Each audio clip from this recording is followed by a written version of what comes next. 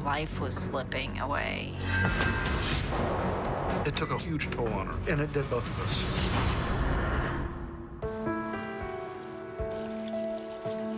"40-year-old Susie Zoltowitz lives in Gainesville, Florida, with her 2 dogs and her boyfriend, Tom Koziel.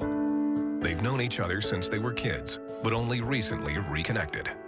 In 2006, we had our high school reunion, our 20th high school reunion. We figured out that we'd had this mutual attraction through the years. I had a huge crush on him. He was absolutely gorgeous.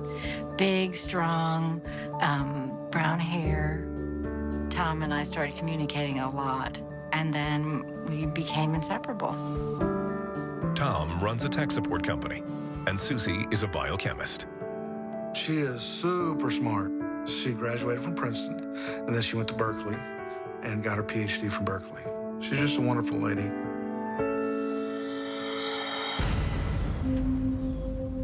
It's a winter afternoon, and Tom returns home after running some errands. He goes into the bedroom and finds Susie sprawled out on the bed. I looked at her, and I couldn't see her moving. I thought she had died on me. I had to check to make sure she was breathing, and she was, thank God. I left her sleeping because I assumed that if she was sleeping that hard that she needed to sleep. It spooked me a little bit. I was a little scared. She must have slept 16 hours. But Susie has a very different perspective. I was really tired, and to me, it was just a nap. But Tom seemed alarmed. I didn't know what to think about it. A few weeks later, something else hits her. We were watching television, and she was moving around. She couldn't set herself properly to feel comfortable. My back was hurting, and it kept hurting and kept getting more intense until I ended up on the floor in a fetal position and crying because it hurt so much. The pain was like an ice pick jammed into my back. I absolutely hated seeing her that way. Tom convinces Susie to see a doctor. The next day, the doctor does an exam of her back. I described my symptoms, and I told him about my back pain. He squeezed certain points and asked me if it hurt. So based upon that and my response, he diagnosed me with fibromyalgia. Fibromyalgia is a chronic condition characterized by muscle pain, aching joints, and fatigue. There's often no known cause, but it is commonly treated with prescription pain medication. It seemed to make sense. It described my symptoms. Back at home, Tom has his doubts. This sounds like work to me. They don't know what's causing the pain, but this is what's going to make it feel better. It made no sense to me.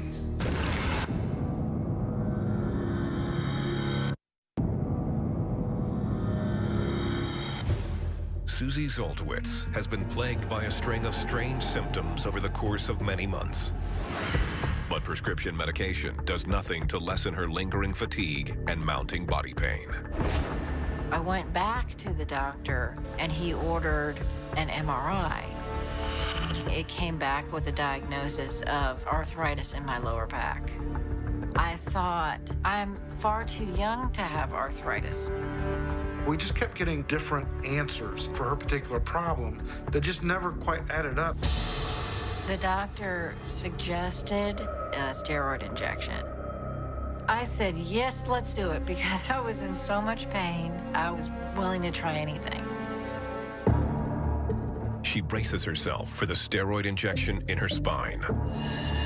And that needle looked like it was about that big around. And I literally heard it puncture her skin. Initially, the injection does seem to work. After the shot, I felt wonderful. But the feeling doesn't last. Later that evening, her condition deteriorates. I started to feel very anxious, as if I'd had an entire pot of coffee. Felt like her heart was going to explode. Her heart would race. She'd get shallow breath. It took a huge toll on her. Over the coming months, it's not just Susie who bears the burden.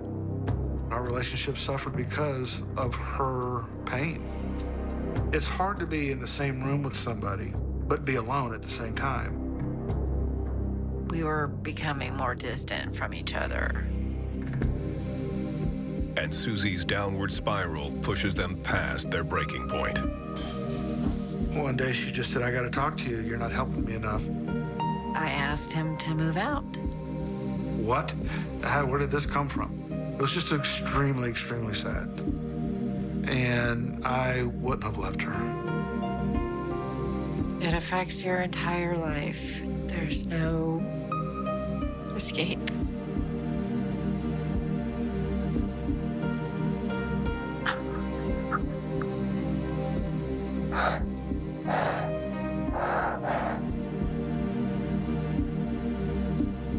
Tom moves out, and Susie shoulders the burden by herself. A few months later, another strange sensation hits her. I was driving to work, and all of a sudden there was a click, like a snap in my brain, and I started spinning like vertigo. I couldn't hold it together anymore. I made the decision to take a leave of absence. In desperation, Susie reaches out to yet another medical professional, Dr. Susan Kolb. I was fairly convinced right away that it was her breast implants. 7 years prior, Susie opted to get breast augmentation surgery, and for a simple reason. I got them to make me feel better. And initially they did, in a way. But Dr. Kolb believes that Susie's breast implants are contaminated.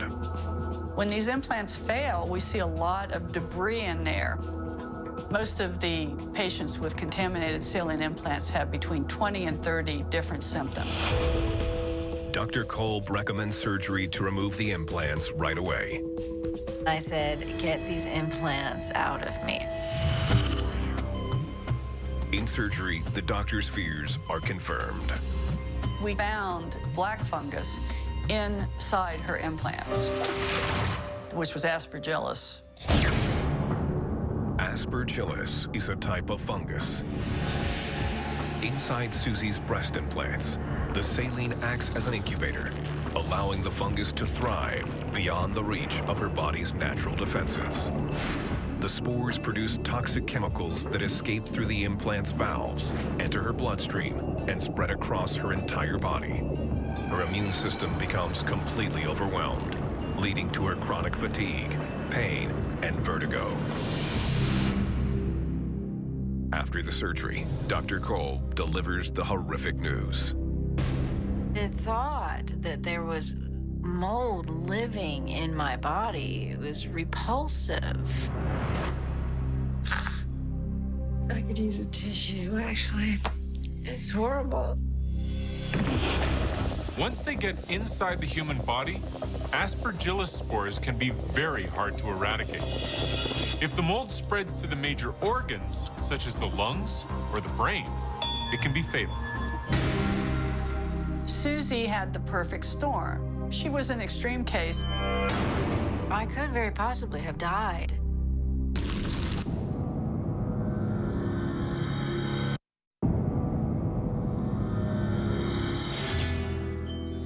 Biochemist Susie Zoltowitz has had her breast implants surgically removed after learning that they were contaminated with aspergillus mold. I expected that once I got the implants out, that I would be cured. But even with the implants out, Susie is not in the clear. Dr. Kolb gives Susie antifungal medication to kill the aspergillus and cleanse her body of the toxins. The patient has a lot of biotoxin to get out of their body. So we have to start a biotoxin detox to help get that out. It felt like a massive dose of poison. It hurt so much.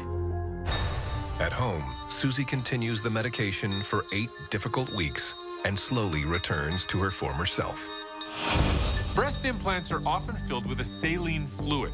This fluid is usually harmless, but if the implant ruptures or if a valve is faulty, the fluid can become contaminated with the Aspergillus fungus.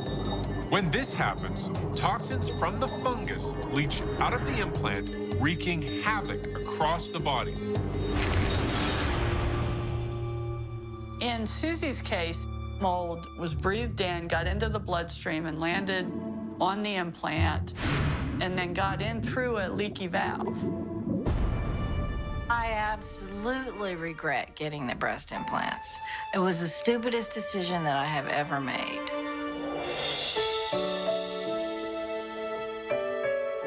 With her symptoms at bay, Susie reconnects with Tom. I was totally surprised to hear from Susie. I never would have suspected breast implants. I'm just glad they're gone. And they soon rekindled their relationship.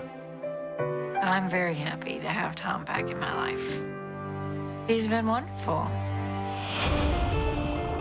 Though the Aspergillus inside her has been killed, her immune system has been stretched to its limit. Because she was so sensitive, it didn't take much mold to continue her symptoms. And because of this, she has had to make a drastic lifestyle change. My sensitivity is so high that I have to avoid mold. And it's to the point where I can't live or work indoors anymore. I had to leave my home. So now I live in a 21-foot camper. Because her new camper is mostly made of metal and plastic, it's less susceptible to mold. She will need to deal with these symptoms the rest of her life. This is an ongoing battle. I don't know how it's going to turn out. This is the person that I love. This is the person that I'm going to stand by and go through this battle with. We'll figure it out. There are more than 300,000 breast augmentation surgeries performed in the U.S. each year, and up to 20% of breast implants fail within 10 years. People who already have breast implants should get them checked regularly and have them replaced every 10 years. And those considering saline breast implants should be aware that there can be serious medical complications associated with them.